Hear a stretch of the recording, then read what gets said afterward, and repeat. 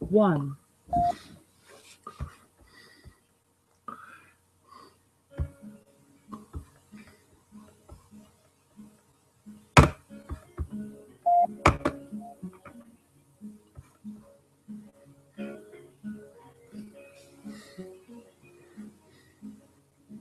There are bridges in the sky. They are stone and steel and wooden. They are languages and others. They are free and low. They are love and understanding. They are languages and others. They are poetry and law. They are love and understanding. They're better than them all.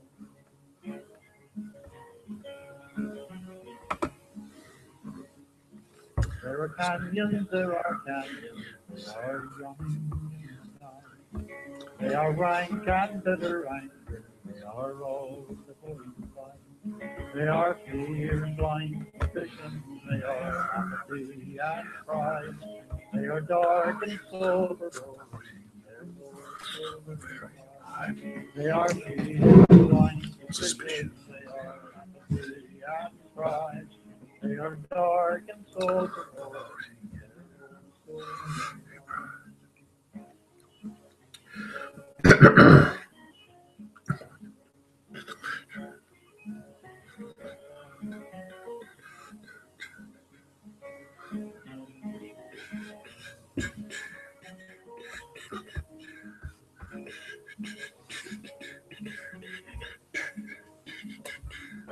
Let us build a bridge of views.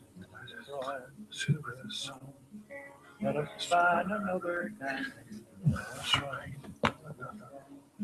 Oh, if someone should ask us about today, we will tell them building bridges. Oh, if someone should ask us where we're up and about today, we will tell them building bridges. We will tell them building bridges.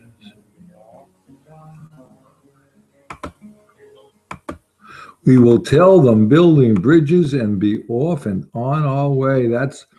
Thank you, Bill Staines, for letting us use your Bridges song on Bridges Programming.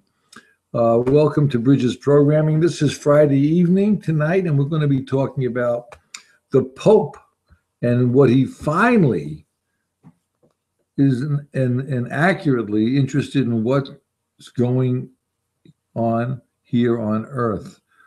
And he is right on track. I think all the emails we sent to the Vatican maybe worked because he's starting to look at it. Anyway, welcome here. I'm Jeff Beller and Susan Comont. Hello, Susan. How are you? Hello. You want me to read what I wrote for the summary? Yeah, well, I'm going to put the number on in case the Pope wants to call in tonight. The Pope can call in, or anybody can call in. This number, 347-215-6731. I'm going to open up a chat room now to Bridge to Humanity. You're more than welcome to get onto our chat room. And what else can I tell you about what's going on? The Pope. I was going to play the thing from the Pope tonight, but I forgot that I can't hook it up properly on my machine, so I can't do that. But we'll get that set up. I don't know if you'll be able to hear it, but yeah, go ahead, Sue. Read what you said. I actually got some information by email from somebody about what he's been saying too. So maybe that's sufficient, to get things rolling. But you want me to read the summary? Yeah, please. Okay. Bridges Programming. Pope tells it like it is. Finally, the Pope is actually interested in what's going on here on Earth. And is on the right track. Economics should control people. Climate change is created by our behavior, burning of fossil fuels. People need to make choices that are life-sustaining. This kind of talk could almost make an agnostic convert. Almost. Keep speaking out, Pope Francis. Don't let the Catholic Republicans in our Congress shout you down. They just want to hear your ideas on family values. That's not the whole book. We hope to have a couple of our regular guests join in at some point, and we'll return to the Faustian Bargain and Zeitgeist, for that matter, which is appropriate, I think, when talking about politicians. Well, the problem I'm running into here is that we talk to a lot of people a week, and everybody wants to go back to the Constitution, and they want to say, well, if we vote in the right people, it'll be better. But no one really can tell us that the problem is that the economic system is controlling the political system. So, and I just noticed something, that the break between church and state. Now let's look at this for a minute. There's what I think, and this is again conjecture. It's not. I don't know how real this is, but when the economic system started way back when there was just nothing but paganism around, then the kings actually were the slave masters, and the kings, fought with themselves, but they realized that, and they were making slaves out of the population. They basically said that, it was pretty bad for the people, and there was going to be probably uprisings.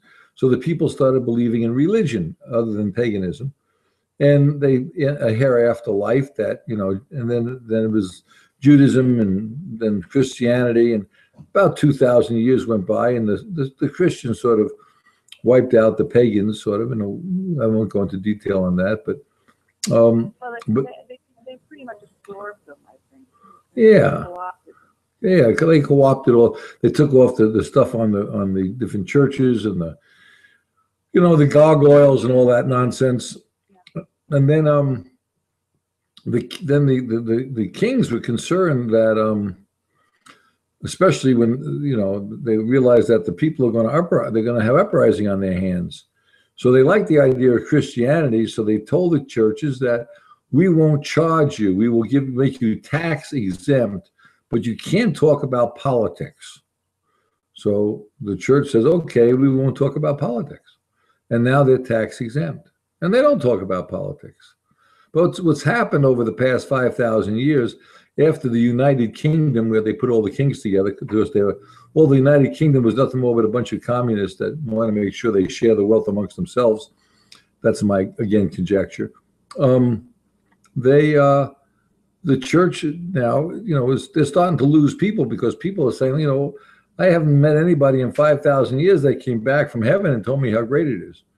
So this Pope says, wait a second, we're losing church people, and we're gonna, what the heck are we here for?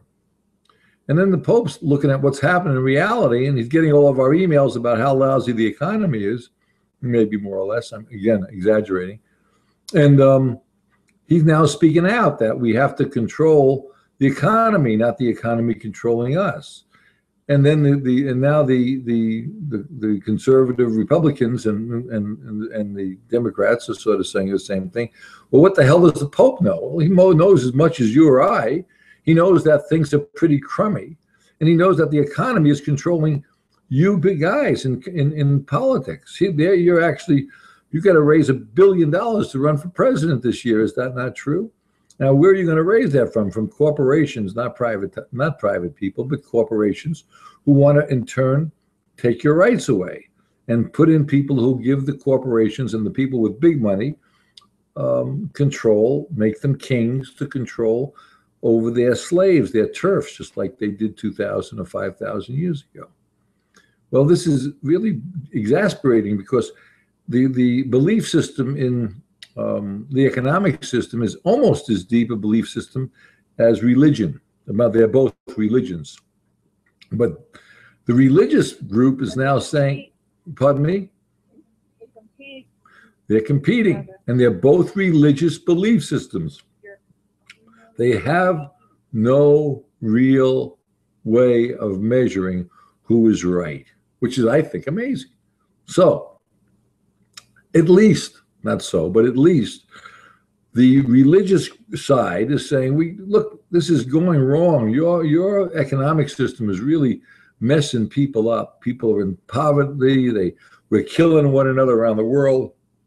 And the Pope is saying, which I really agree, that we should be controlling the people, not the politicians, should be controlling the economy. So this is People should be not controlled by the other. right. So now the You want to get close, a few quotes from? yeah, I would like to hear some quotes from the Pope. But the other thing is, um, I'm gonna listen to some other thing too here that I pulled up online. But the thing I'm making out is the Pope is saying this, but he's not looking at all our detailed information, because we got him we got him real detailed information we shipped him. We talked about the HREM, the Human Renewable Energy Measure, which says in science all humanity is basically the same, and therefore we can allow a free market to take effect, providing everybody has their basic needs met, their education, food, and shelter met within a minimal amount of work time, like an hour a day and maybe 2 hours a day. But that's where we're coming from. And if the Pope can show that in science, we need to do that. And then once we fix the economy, we'll also fix the environment. But he's got to show that, because you can't be environmentally sound unless you're economically secure. That's a very important thing. Okay, Sue, would you take it away and read some of that stuff? That's why he's addressing, the issue of poverty, and that's part of the context of his comments about climate change. I mean, that's why he's saying that people are suffering, that poorer parts and the more vulnerable parts of the population are unable to defend themselves from what's happening with climate. We can't, go to another country, or it's very, very difficult for them, or not possible at all, to start a life somewhere else. And so he is interesting, this, what they call, and we spoke about this on a previous program, that he's made a statement, and when it comes from the Pope, it's called an Encyclical. And this is a faith-led call to action, as defined here, for millions to stand together against, and this